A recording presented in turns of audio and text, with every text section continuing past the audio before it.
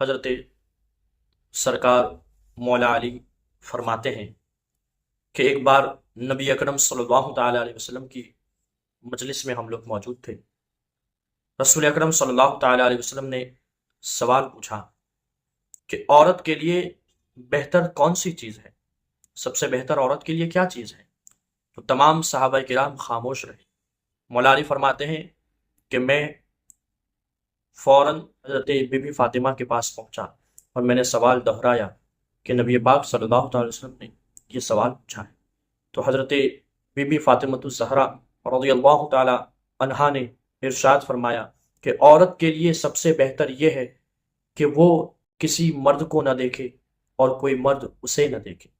حضرت مولا علی رسول اکرم صلی اللہ تعالیٰ علیہ وسلم کی بارگاہ میں حاضر ہوئے اور یہ جواب دیا تو رسول اکرم صلی اللہ تعالیٰ علیہ وسلم نے ارشاد فرمایا کہ فاطمہ میرے جگر کا ٹکڑا ہے۔